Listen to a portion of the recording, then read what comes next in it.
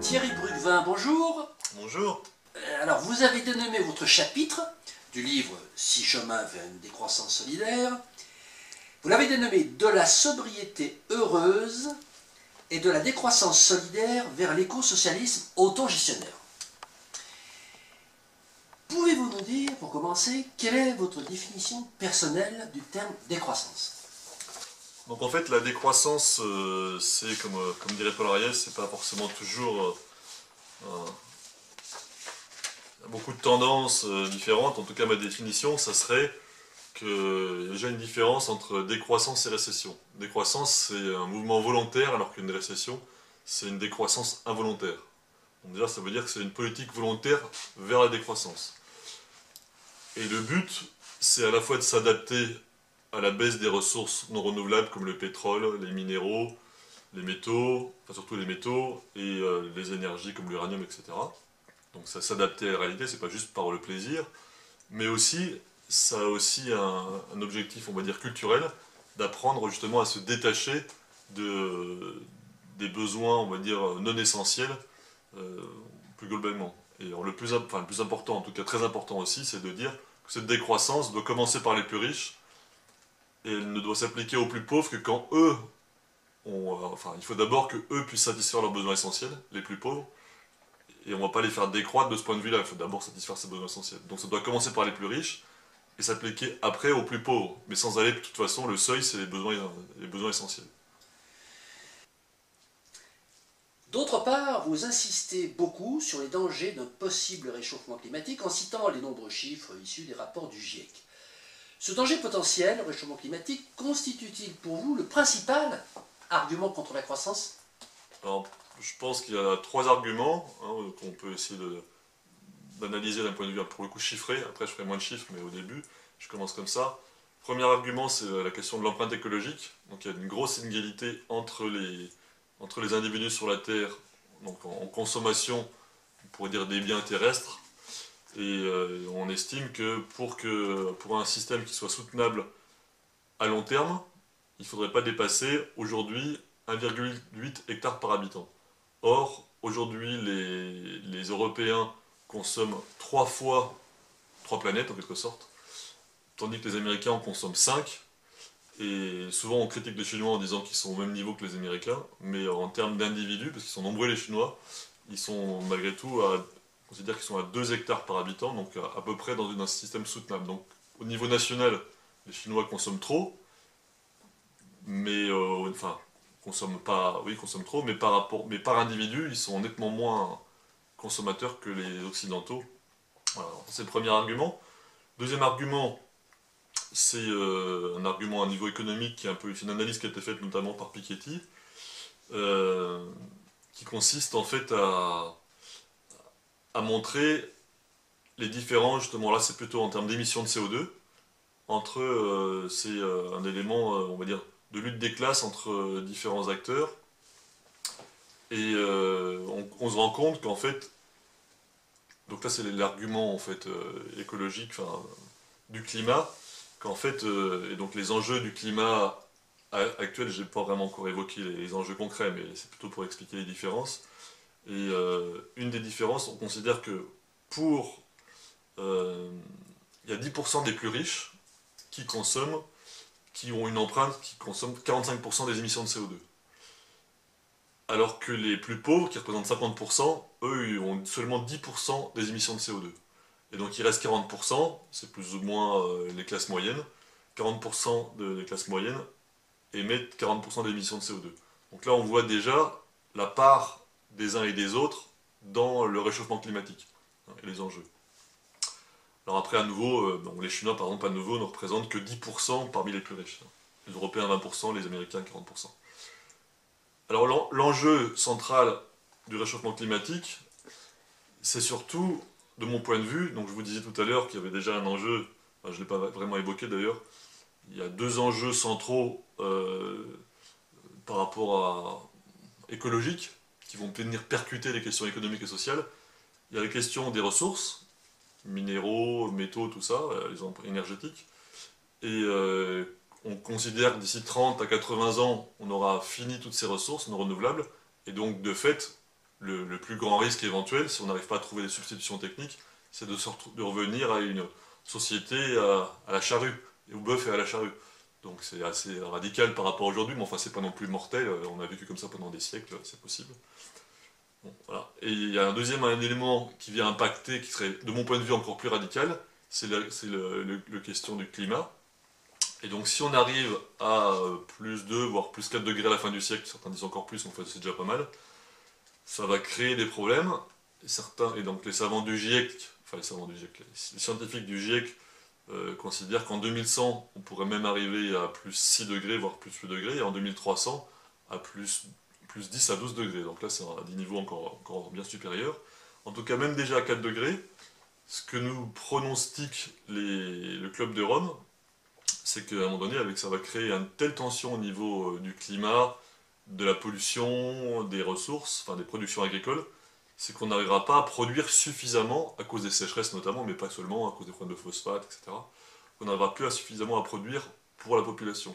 Et selon le Club de Rome, justement, dès 2030, donc le Club de Rome il fait ce programme, il fait ce rapport depuis les années 72, selon le Club de Rome, dès 2030, la démographie va commencer à diminuer, et elle ne va pas continuer à monter comme certains le prédisent, parce que justement, les ressources seront insuffisantes, et notamment les ressources en eau, qui fait qu'on n'arrivera pas à produire suffisamment de nourriture pour la population. Aujourd'hui, bon, je reviendrai tout à l'heure dessus, mais aujourd'hui, le problème, c'est pas un problème de ressources, c'est un problème de répartition. Après, ce sera peut-être un problème de ressources.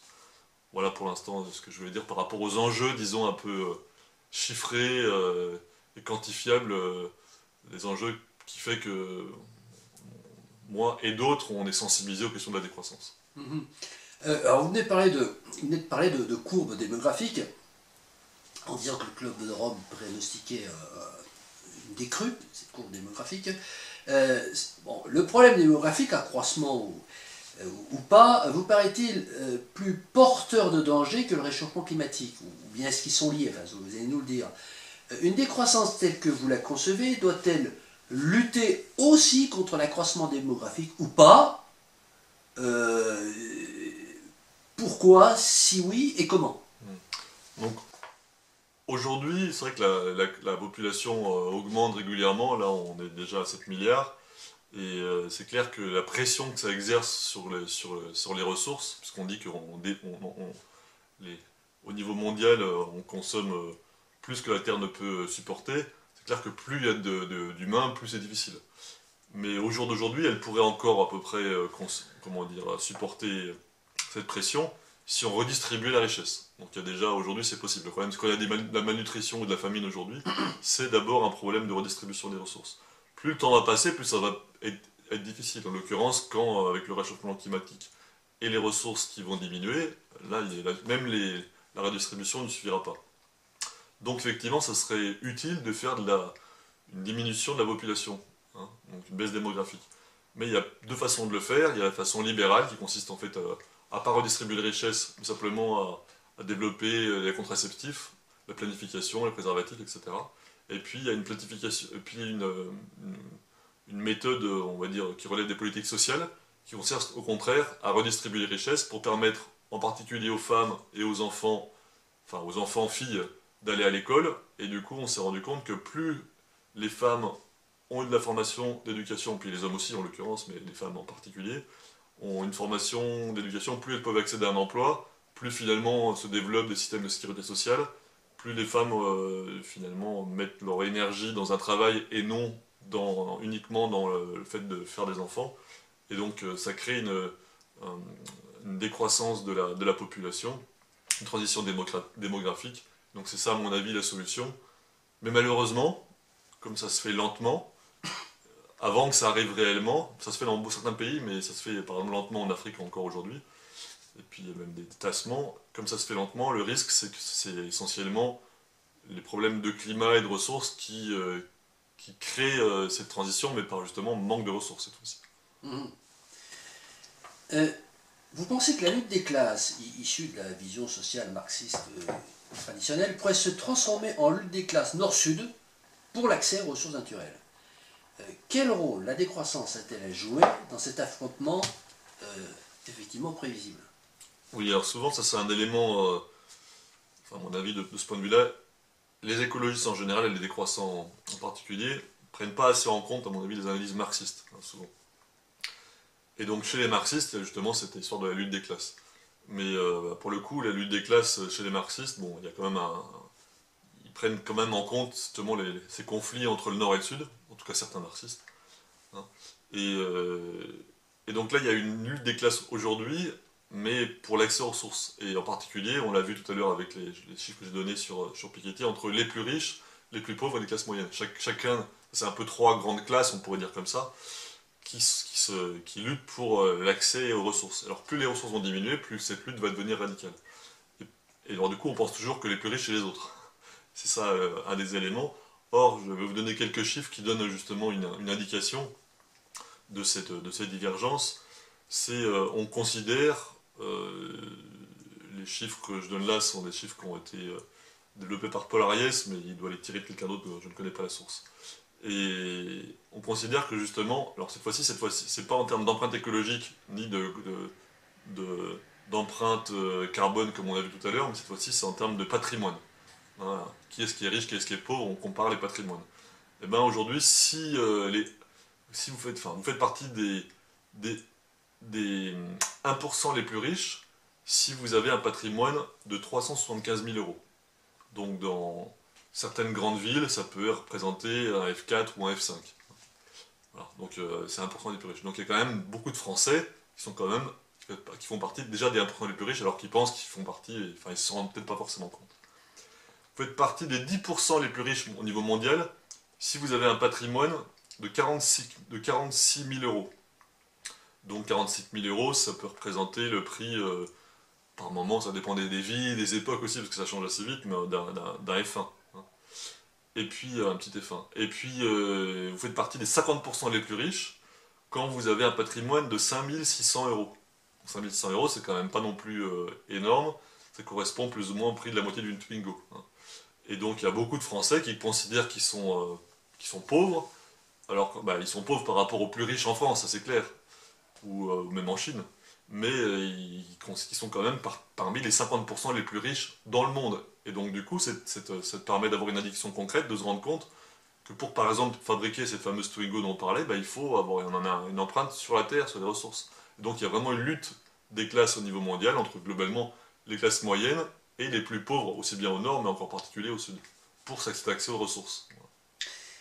Oui, alors sur l'aspect de la pauvreté ou pas certaines populations, vous dites que les partisans de la sobriété heureuse, dont vous réclamez, enfin si j'ai bien compris, s'inspirent des pratiques des pauvres. Vous avez écrit ça quelque part. Est-ce à dire que la pauvreté doit être considérée comme une vertu? Alors en fait, l'idée c'est de différencier, euh, on va dire, la misère et la pauvreté. Donc en fait, l'idée aussi c'est que les cultures populaires, les cultures, on va dire, des personnes des milieux pauvres et non pas miséreux, la miséreuse, enfin, les cultures des milieux pauvres et non pas miséreux peuvent inspirer, ou de fait déjà aujourd'hui inspirent les pratiques des décroissants. Hein. Mais donc on pourrait, voilà. La différence entre la misère et la pauvreté, c'est que la misère, on ne parvient pas à satisfaire ses besoins essentiels. La pauvreté, alors on peut l'appeler différemment, on peut appeler ça la simplicité, et c'est le fait qu'on a peu de ressources, mais qu'on a réussi malgré tout à avoir un mode de vie qui soit heureux. Et donc ceux qui s'inspirent de cela de façon plus ou moins consciente, c'est tous les partisans de la sobriété heureuse de Pierre Rabhi, de la simplicité volontaire, voilà, ou de voilà, ces différents courants qui remontent d'ailleurs au lointain dans le passé. Alors, les pratiques de ces nouveaux pauvres, qui développent ce que vous nommez sobriété heureuse, vous paraissent-elles de nature à se disséminer dans l'ensemble de la population, ou ne sont-elles que la manifestation d'une minorité aujourd'hui non représentative des aspirations de la population. Quel est votre point de vue là-dessus? Alors en fait, déjà, je prends un exemple concret de pratique des cultures populaires qui peuvent être, qui sont reprises en l'occurrence. Bon, il y en a beaucoup, mais par exemple le fait de faire son jardin, dans les cultures populaires, c'était le jardin ouvrier qui consistait justement à pouvoir se nourrir, et ça se fait aussi dans les milieux maintenant écologistes qui sont pas forcément, qui pourraient s'en passer, qui pourraient aller juste au supermarché, mais c'est une façon aussi de se remettre en contact avec la nature, trouver une autonomie alimentaire, voilà pas un exemple, ou bien simplement d'utiliser le covoiturage, bon, en l'occurrence, voilà, ou bien d'utiliser de recycler, de prendre des produits d'occasion. On peut le faire pour des raisons parce qu'on n'a pas les moyens, comme avec les populaires, ou bien on peut le faire par choix pour éviter de consommer à l'infini. Voilà. C'est plein de pratiques qui sont utilisées. Alors, bon, des fois on classe ça par le mouvement des bourgeois bohèmes, des bobos, mais c'est pas uniquement les bobos qui font ça. Oui, mais la question c'est est-ce que vous avez le sentiment que ces pratiques sont de nature à se disséminer de façon assez importante dans l'ensemble de la population? Ou est-ce que ça reste des pratiques minoritaires symptomatiques de telle ou telle appartenance à une tribu? Ouais. Alors bon, ça reste quand même un peu minoritaire, mais ça se répand quand même. Déjà, l'ensemble des écologistes ont tendance un petit peu à essayer de diminuer leur empreinte. Mais alors après, justement, on peut distinguer deux grands groupes, hein. C'est les écologistes bohèmes, on pourrait dire, et qui ont réellement des petits revenus et du coup qui ont une empreinte écologique plus faible, parce que c'est quand même ça, là, souvent, ce qu'on oublie souvent, ce que j'essaie de montrer tout à l'heure, c'est que finalement, même si on se dit écolo, plus on est riche, plus notre empreinte est large. Donc ça, c'est attesté enfin, par des études statistiques. Et ensuite, il y a ce qu'on appelle justement les bobos, les bourgeois bohèmes, qui essayent justement d'avoir ces pratiques et qui les mettent en pratique. Simplement, comme ils ont plus de ressources, ils vont griller leur empreinte en allant faire un coup, partir en voyage à New York, faire un aller-retour à Paris-New York. Et on sait qu'avec un aller-retour Paris-New York, on a une empreinte carbone d'une année. Donc c'est le problème des gens les plus riches, c'est qu'à la fin, tous leurs efforts, ils les grillent grâce à leurs ressources. Alors au niveau de ces attitudes vis-à-vis de la pauvreté, vous distinguez deux attitudes extrêmes. L'une que vous appelez néolibérale de type caritatif, et celle que vous appelez idéaliste naïve. Celle-ci en vigueur chez certains décroissants, consistant à magnifier la pauvreté. De votre côté, vous prônez une troisième voie, que vous nommez écologie de la pauvreté, basée notamment sur une politique de redistribution des richesses. Par quel type de procédure politique pensez-vous pouvoir mettre en œuvre cette redistribution des richesses? Effectivement, les deux tendances de l'écologie, là, qui ne sont pas que la décroissance, mais la décroissance peut être encore plus radicale, c'est en l'occurrence une décroissance, on pourrait dire, dans une vision libérale ou caritative, où en gros on dit à tout le monde, les plus riches disent à tout le monde de décroître, et donc et eux ne décroissent pas véritablement, et comme il y a des gens qui sont déjà dans la situation de pauvreté, on leur donne quelques subsides, c'est la politique caritative. L'autre approche, consiste en fait, c'est surtout celle-là en fait. Alors moi ce que je propose comme approche pour éviter cette dérive, c'est justement c'est effectivement que chacun diminue son empreinte écologique et carbone par une moins grande consommation, mais ça suppose, pour moins consommer, donc justement de diminuer ses revenus. Donc en fait d'avoir moins d'écart de richesse entre les individus. Parce que plus on a d'argent, plus on est incité à consommer. Donc l'idée principale, c'est on redistribue les richesses par l'impôt, par la fiscalité, et du coup, de fait, ça va créer de fait moins d'écart au niveau de l'empreinte écologique et carbone. Voilà, c'est ça le principe général. Vous opposez l'écologie relativiste néolibérale et l'écologie universaliste pro-sociale. Pouvez-vous nous préciser les différences entre ces deux terminologies et quels sont leurs représentants politiques actuellement pour essayer d'illustrer, de mettre des noms sur ces deux courants? Alors le courant que je dis universaliste, c'est en fait l'idée générale, c'est souvent un peu quand on dit les idées universelles, c'est les courants, les idées des Lumières, le progrès, donc en fait c'est une vision un peu pas forcément plutôt souvent à gauche, plutôt souvent socialiste au sens, enfin, aux différents sens du mot, mais voilà, où on considère qu'il n'y a qu'une façon de voir le progrès humain. Et en particulier, et donc là ça va aussi bien certains décroissants, on pourrait dire un peu matérialistes, que des libéraux, hein. Et puis, donc en gros, c'est l'émancipation, les droits de l'homme, etc.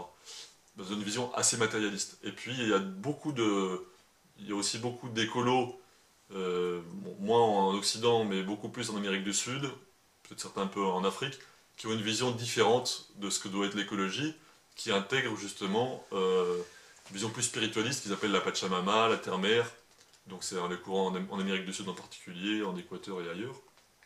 Et donc ça, c'est une approche, on va dire, différente de cette approche universaliste et matérialiste de l'écologie. Et il y a beaucoup de peuples, justement, qu'on appelle les peuples de couleur, qui défendent cette vision-là. Donc comme ils sont pauvres, bon, bah, les mouvements de gauche, généralement, ne les critiquent pas, mais ils ont une vision quand même beaucoup plus spiritualiste, plus animiste. Voilà, ils ont une vision, ils considèrent que la Terre est en quelque sorte, c'est Gaïa, donc c'est une terre-mère comme si elle avait une conscience. Et donc tout l'enjeu pour les écologistes, c'est de réussir à faire travailler ensemble. En gros, l'écologie, on pourrait l'appeler matérialiste, et l'écologie animiste ou spiritualiste. Voilà. Et donc ça s'est fait en réalité dans le passé, comme avec les marxistes. Les marxistes, il y avait des marxistes chrétiens et des marxistes matérialistes. Donc je pense que ça, c'est des divergences de point de vue, mais que si les écologistes veulent réussir à avancer, il faut qu'ils acceptent ces divergences et qu'ils travaillent ensemble au service en gros, de la protection de la Terre et du coup aussi des besoins des humains. Vous stigmatisez le besoin psychosociologique de possession du citoyen qui, selon vous, vient compenser des manques affectifs. Est-ce à dire que vous niez l'existence d'une nature humaine poussée biologiquement vers le toujours plus et que vous attribuez ce comportement essentiellement à la propagande capitaliste dont la publicité, par exemple? Bon, l'idée générale de ça, c'est que j'essaie de réintroduire la dimension psychologique dans les analyses socio-économiques, écologiques, souvent qui est un peu oubliée. Et pourquoi ça me semble important, c'est qu'en fait, même si on invente un système qui soit parfait juridiquement, enfin un système idéal, si les humains ont toujours cette propension psychologique justement à ces besoins de consommer fondés sur la peur de manquer, ou ce besoin de dominer fondé sur la peur d'être faible, ils vont tordre les règles. En l'occurrence, quand on veut absolument dominer, s'il y a des règles, ben on les tord au service de ses intérêts. Donc il y a vraiment un travail à faire au niveau psychologique, là c'est au niveau collectif et individuel, la capacité justement à se détacher de ces peurs compulsives à la consommation fondée sur le peur de manquer ou cette peur ce besoin de dominer subconscient. Donc en fait, on pourrait dire que un des éléments centraux de la situation actuelle mondiale, c'est justement le déterminisme ou la domination subconsciente, enfin du subconscient, de ces peurs subconscientes, qui viennent s'ajouter à une sorte de conscience collective qui cette fois-ci c'est bon, mais qui se compose en fait, c'est Durkheim on faisait une définition, à la fois des émotions conscientes, hein, et en même temps des connaissances politiques. Donc la conscience politique c'est un élément important. Gramsci justement mettait en avant le rôle des idées. Et puis le dernier pilier en fait des trois éléments qui me semble central, c'est c'est à nouveau, mais ça on l'a déjà vu, c'est l'analyse marxiste du déterminisme économique. Donc en un mot, le subconscient collectif, la conscience collective, et donc les idées et l'économie, c'est ça un peu les trois ou quatre principes qui déterminent le système. Vous dites que l'une des conditions principales de la décroissance, c'est la satisfaction de 7 besoins essentiels primaires, eux-mêmes étant chacun rattachés à des peurs. Pouvez-vous nous parler plus en détail de ces besoins et de ces peurs qui déterminent selon vous le comportement consumériste du citoyen de la société capitaliste croissante? Donc je peux les lister rapidement, en fait j'en ai déjà listé une ou deux. Il y a donc le besoin, en premier peut-être, c'est difficile de les classer, mais le besoin d'être fort, qui crée aussi du besoin de pouvoir, fondé sur la peur d'être faible, le besoin d'aimer ou d'être aimé, qui crée la peur de ne pas être aimé, le besoin d'estime de soi, et qui crée aussi du coup la peur de ne pas être reconnu. Et puis ensuite, on a d'autres une qui est importante aussi, c'est le besoin de vivre avec la peur de mourir. Et puis sinon, deux, trois autres qui sont moins centrales, mais qui ont quand même leur importance, c'est le besoin de créativité, le besoin de compréhension, qui est lié, voilà. Et puis voilà, c'est essentiellement celle-là. Alors il y a un autre élément justement lié à la consommation, donc après il y a plein de... Ces besoins essentiels, donc avec ces sept besoins essentiels et ces sept peurs essentielles qui est derrière, se combinent après de façon à l'infini dans ce qu'on appelle des besoins névrotiques, hein. Et par exemple, le besoin de consommer. Donc là, ça concerne directement les questions écologiques. Et ce besoin de consommer, derrière, c'est un peu long à expliquer, mais en essayant d'aller droit au but. S'il y a un besoin de consommer, c'est à la fois pour un besoin de se sécuriser. Donc la sécurité, derrière la sécurité, c'est bon d'avoir de quoi des ressources pour pouvoir se nourrir et ne pas être... Voilà. Et du coup, c'est nourri par la peur de l'insécurité, et à nouveau donc la peur d'être faible, et donc à un jour de mourir aussi. Ça, c'est un premier courant qui nourrit cette peur de l'insécurité et de la consommation qui va avec. L'autre courant qui fait qu'on consomme aussi, c'est le besoin de reconnaissance sociale. C'est une consommation, ce qu'on appelle ostentatoire, comme dont parlait Veblen. Donc on consomme pour être comme les autres. Et puis une troisième dimension de la consommation, elle est plus cachée, mais c'est la consommation c'est un petit peu ce que font les boulimiques. C'est quand on consomme, quand on mange, par exemple. C'est une façon de s'aimer soi-même, de se donner de l'amour. Donc la nourriture est un substitut affectif. Voilà, donc mais c'est des besoins psychologiques qu'il faut essayer d'analyser pour comprendre pourquoi on consomme comme ça de façon infinie presque. Alors, si je comprends bien, ces besoins qui génèrent le comportement consumériste sont plus ou moins, d'après ce que vous dites, des besoins naturels, ne sont pas des besoins qui sont créés par la propagande capitaliste. Ouais. Alors c'est vrai que c'est compliqué, c'est vrai qu'il faut dissocier les deux.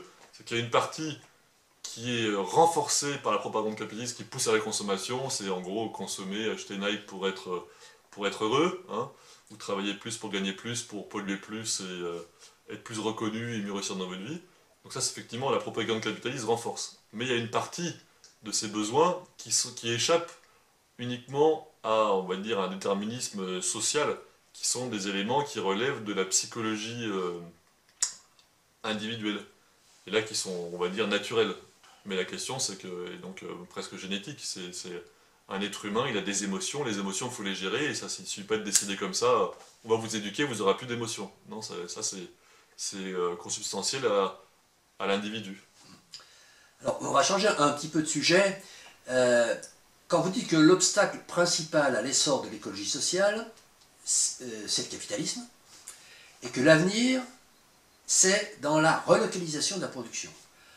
Alors, en quoi cette relocalisation de la production, que vous appelez de vos voeux, est-elle forcément incompatible avec le capitalisme? Puisque vous dites que le principal obstacle, c'est le capitalisme. Est-ce qu'on ne pourrait pas imaginer une relocalisation capitaliste? Vous semblez opposer de façon évidente, axiomatique, ces deux notions. Expliquez-nous pourquoi elles sont incompatibles.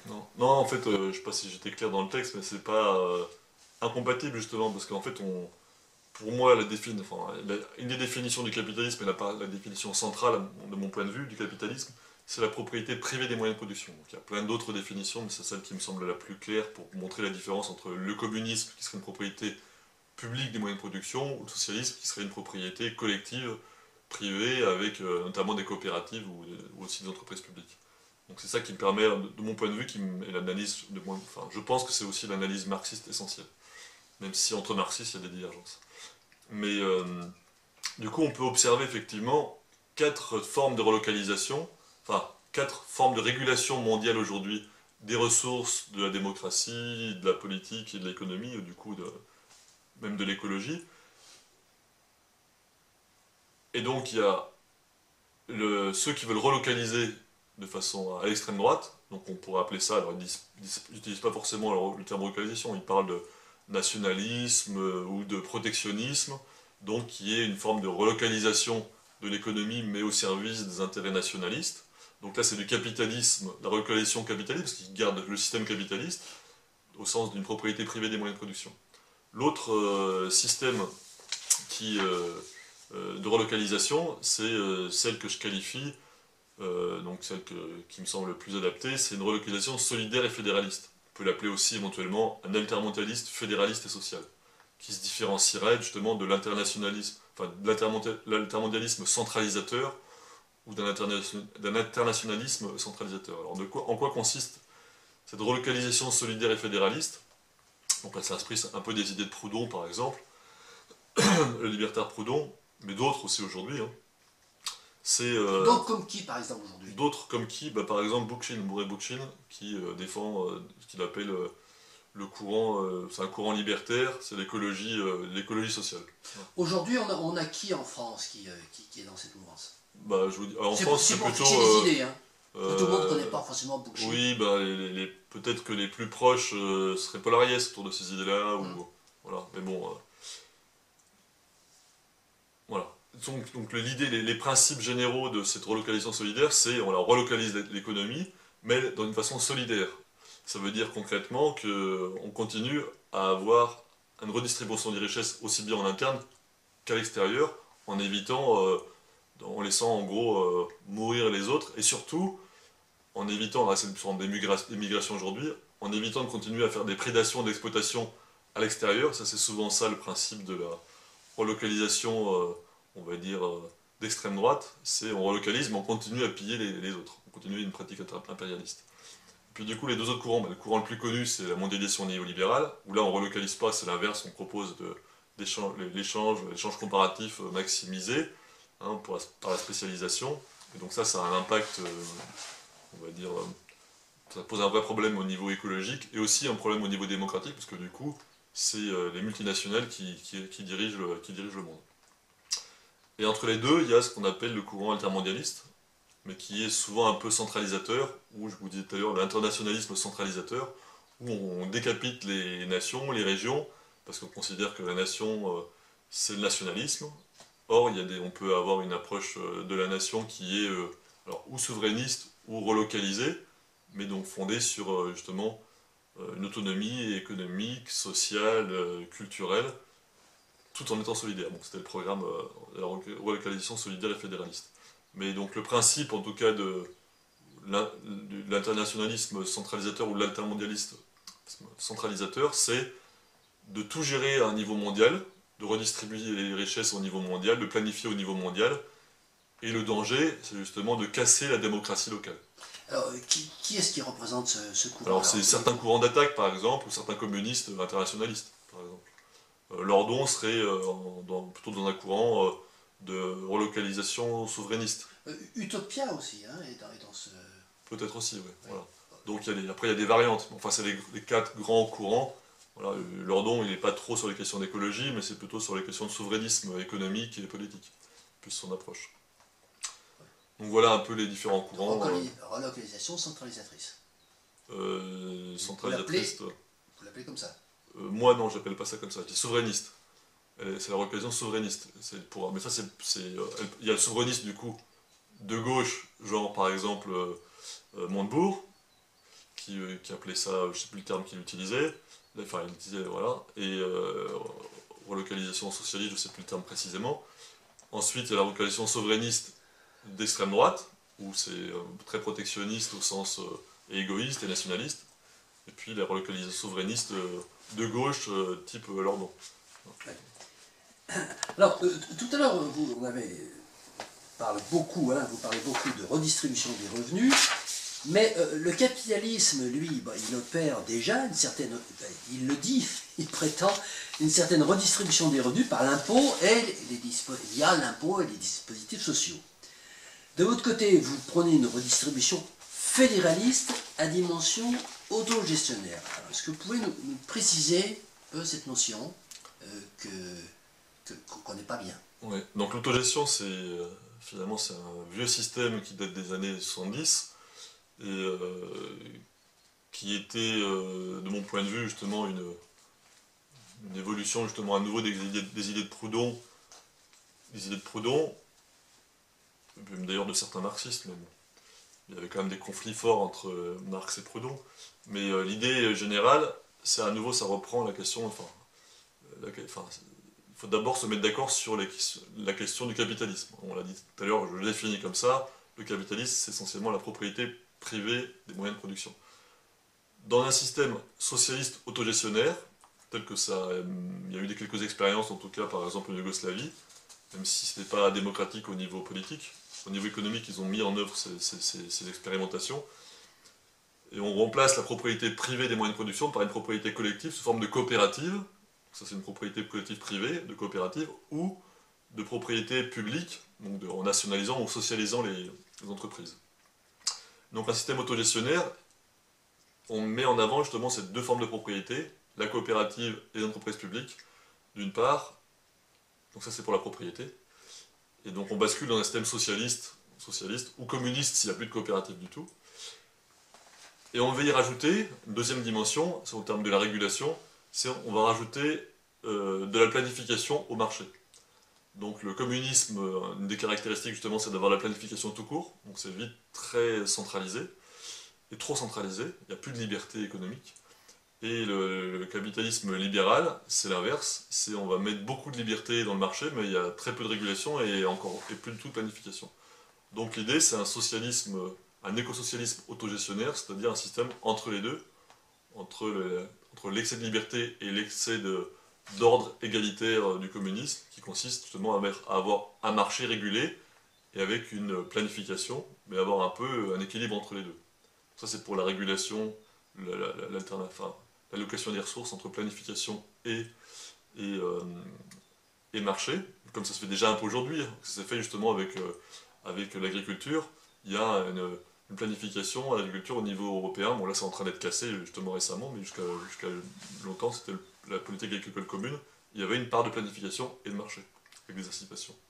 Donc ce serait reprendre ce système-là, développer la part planification, voilà. Et puis ensuite, en gros, ce serait l'idée aussi plus importante, centrale par rapport à l'autogestion, c'est de supprimer la propriété privée des moyens de production, qui est centrale, puisque en fait, pourquoi c'est très important, c'est que dans une entreprise, celui qui est propriétaire décide. Celui qui n'est pas propriétaire, s'il n'est pas d'accord, il se tait ou il s'en va. Et donc du coup, ça crée des problèmes de démocratie dans l'entreprise, donc dans les organismes de production, et comme on sait aussi que depuis Marx, mais on le sait encore aussi, qui est-ce qui dirige le monde? C'est les grandes entreprises. Les grandes entreprises, donc l'économie. Et que si l'économie n'est pas démocratique, c'est sûr que la suite ne va pas l'être. Donc la base du système, c'est déjà de démocratiser l'économie pour avoir une petite chance de démocratiser la politique derrière. Oui, mais en quoi est-ce que ça génère une redistribution des revenus?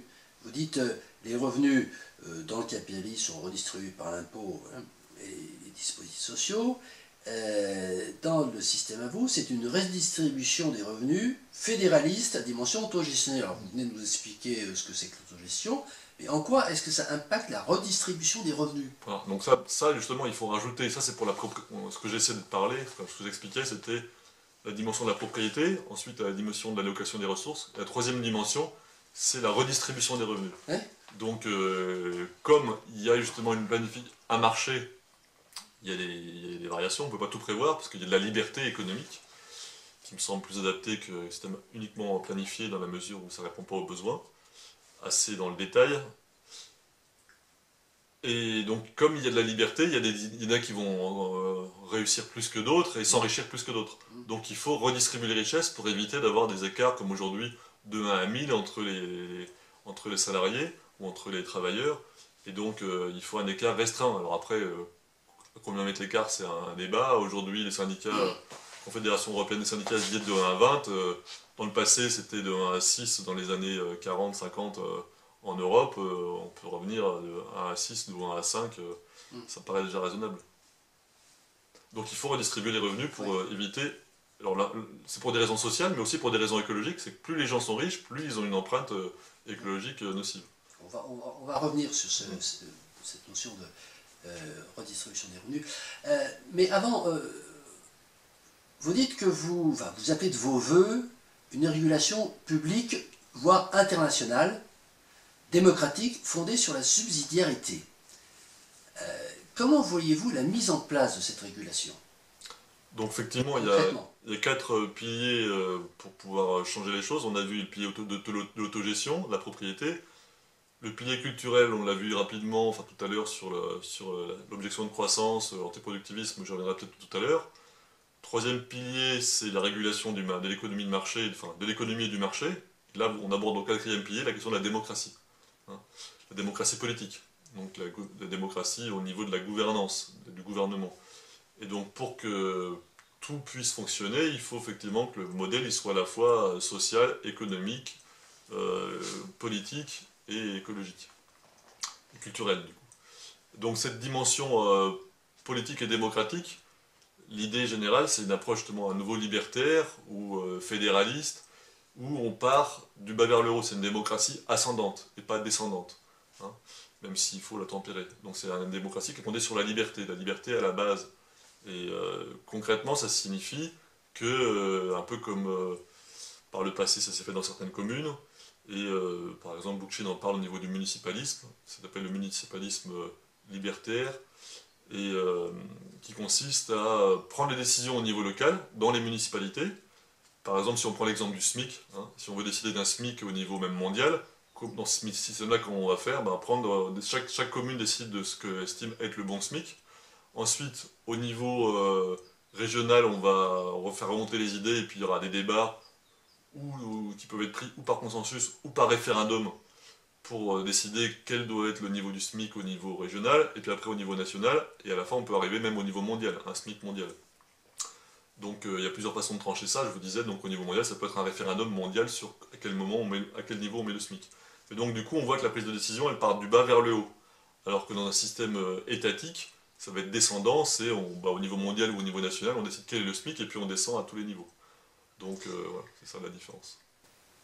Alors, on a vu tout à l'heure, vous nous avez dit que une relocalisation pouvait être d'extrême droite. Hein, en élargissant le débat, vous dites qu'on ne peut pas imaginer une société décroissante dans un système capitaliste. Donc là, on n'est pas relocalisation en extrême droite, on est décroissance et capitalisme. Alors, est-ce que il y a vraiment un antinomisme axiomatique, hein? Est-ce que vous pouvez nous détailler pourquoi on ne peut pas décroître dans un système capitaliste? Je ne dis pas qu'on le peut, hein, mais c'est intéressant que vous disiez pourquoi. C'est un problème de définition. Ça dépend comment on définit la décroissance. J'ai un petit peu répondu tout à l'heure, mais je peux revenir dessus. C'est la différence entre récession et décroissance. Le capitalisme peut être en situation de récession, donc c'est une décroissance involontaire, la récession. Mais si on définit la décroissance comme une décroissance économique volontaire, à ce moment-là, le capitalisme, enfin, on peut rester dans un système capitaliste, dans le sens où il peut y avoir une propriété privée des moyens de production, et qu'il y ait une récession. Bon, c'est pas volontaire, mais on peut même imaginer, donc pour moi c'est pas incompatible, décroissance et capitalisme, on peut imaginer un système où on décide volontairement de décroître avec toujours une propriété privée des moyens de production. Simplement, c'est que... Donc c'est compatible. Donc c'est compatible, et ça s'appelle la décroissance de droite. Et donc c'est pour ça qu'il y a une décroissance de droite comme une décroissance de gauche. La décroissance de droite, elle consiste à rien changer dans l'économie, mais plus ou moins à faire décroître les plus pauvres, pour que les plus riches puissent continuer. La décroissance de gauche, la différence, elle consiste à d'abord faire décroître les plus riches pour que les plus pauvres puissent vivre. Alors, le système que vous prenez, hein, que vous décrivez très bien dans votre chapitre, c'est la décroissance éco-socialiste, et vous dites qu'elle repose sur 4 piliers. Le premier pilier, c'est la révolution culturelle de l'objection de croissance opposée au productivisme. Alors, selon vous, cette révolution est-elle déjà en marche? Mais est-ce que c'est quelque chose à faire, à démarrer? Elle est en marche, mais elle reste encore minoritaire. C'est-à-dire, en gros, changer l'imaginaire, la dimension culturelle, le pouvoir des idées. Aujourd'hui, c'est la pensée unique, c'est le capitalisme libéral, c'est consommer plus pour gagner plus, voilà, mais du coup, ça va être, ça c'est ce qu'ils disent pas, mais du coup, stresser plus et polluer plus. Donc l'idée, c'est de changer ce modèle, mais c'est quand même ce modèle qui est en cours dans la Est-ce que c'est bien parti? Est-ce que c'est bien en marche ou Non, c'est très lent. Ça patine. C'est beaucoup trop lent, surtout par rapport aux capacités de la Terre, aussi bien climatiques que des ressources. Et donc, à mon avis, c'est surtout la Terre la limite des ressources qui va nous obliger à aller dans cette direction. Donc les migrants, ils viennent pour des raisons économiques, mais ils viennent déjà parce que c'est les premiers signes annonciateurs de la limitation des ressources. Par exemple, la guerre en Syrie a commencé par une sécheresse. Alors, le deuxième pilier, c'est l'autogestion de la production collective des moyens de production, on en a parlé. par opposition à la propriété privée des moyens de production du capitalisme. Alors, ce système concerne-t-il toutes les entreprises? Voulez-vous que ce système concerne toutes les entreprises? Comment juridiquement passer d'un système où on a la propriété privée des moyens de production à un système où on aurait la propriété collective des moyens de production? Est-ce que vous avez une idée du passage juridique possible de l'un à l'autre? Enfin, des pistes simplement. Oui, des pistes. Disons que le seul cas où je pense que la propriété privée des moyens de production peut être admise, c'est celle du travailleur indépendant. Justement, en l'occurrence, il s'exploite lui-même. Très souvent, c'est encore le cas. Donc on ne va pas du coup, c'est pas un problème. Mais par contre, dès qu'il y a une situation de salariat avec un propriétaire des moyens de production et quelqu'un qui ne l'est pas, eh bien, il y a une situation de domination. Donc c'est ça qu'il faut éviter.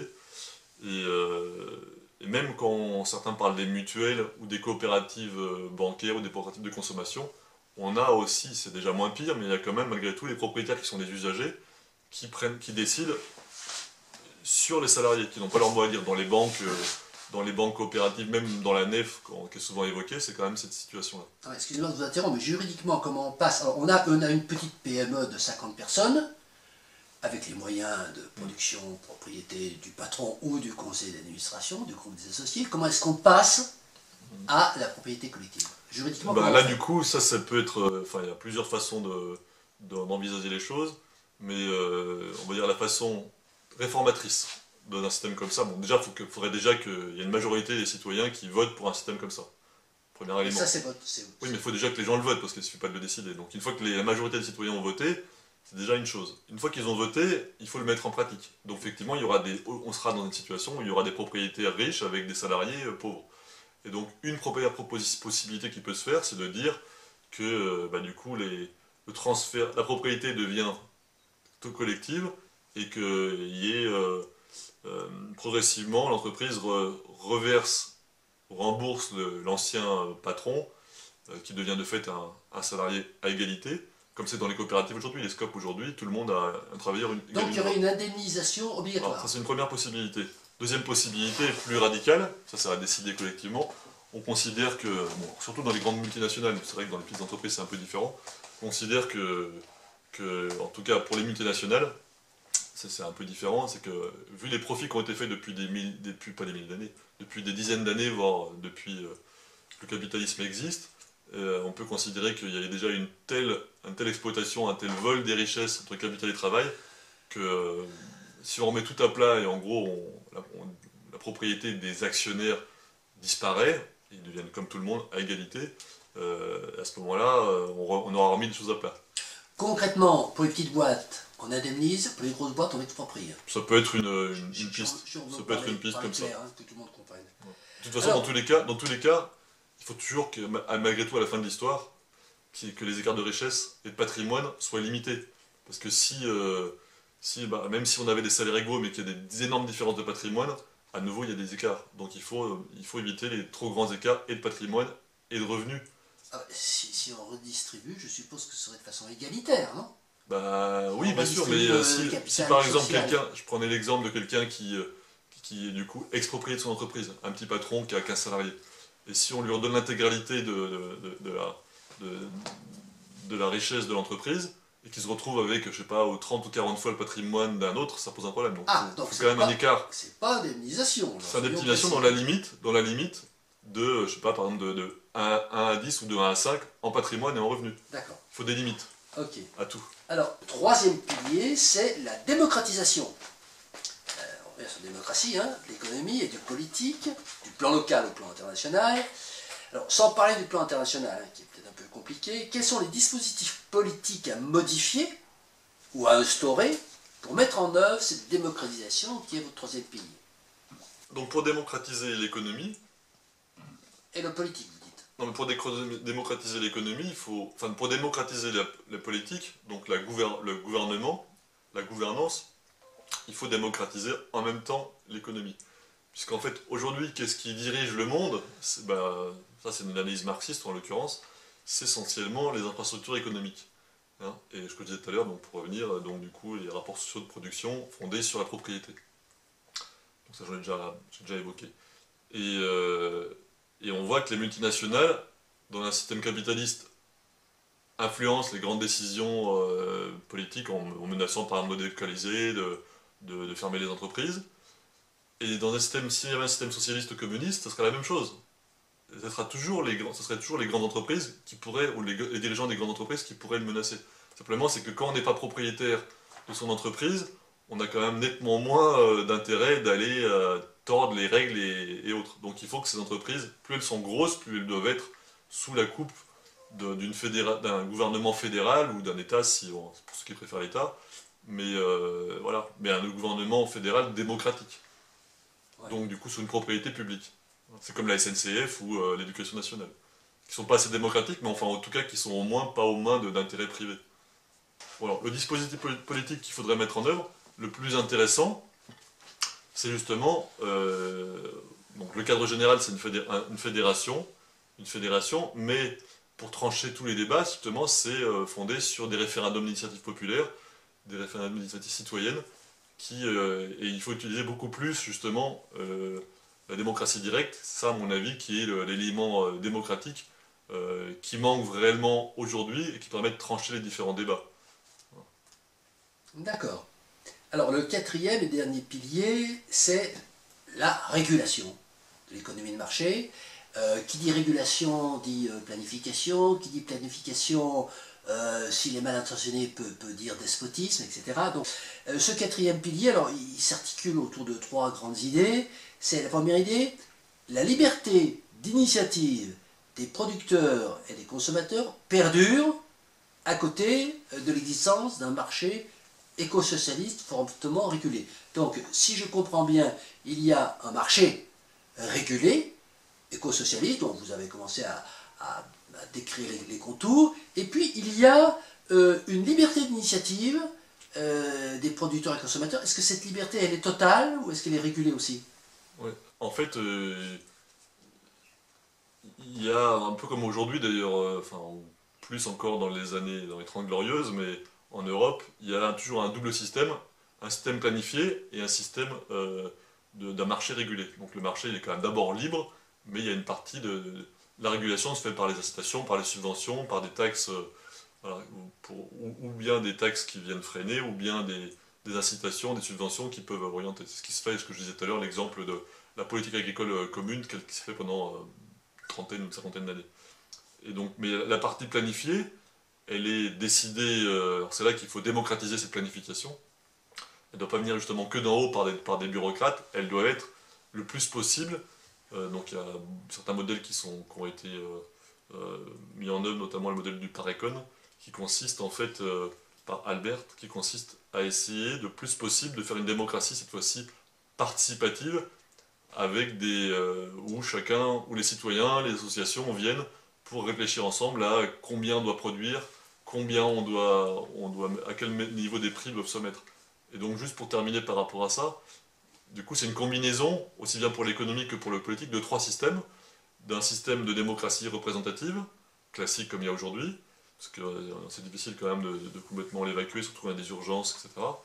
De démocratie directe, et aussi de démocratie participative, mais chacun des trois systèmes a des avantages et des inconvénients.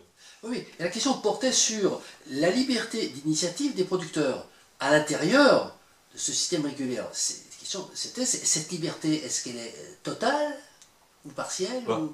On pourrait dire elle est totale, mais avec des incitations. Donc je prends l'exemple concret par exemple des agriculteurs. Ils peuvent faire ce qu'ils veulent, mais quand même, si par exemple ils produisent bio, si on prend l'exemple là de produire bio, eh ben, aujourd'hui ils ont des subventions, à mon avis elles devraient être plus importantes, mais enfin voilà, pour les inciter plus. Et puis ils peuvent éventuellement polluer, enfin il y a des choses comme le glyphosate qui peuvent être complètement interdits, mais par exemple ceux qui veulent aller doucement vers le bio, ça pourrait être de mettre des grosses taxes à ceux qui ne sont pas bio.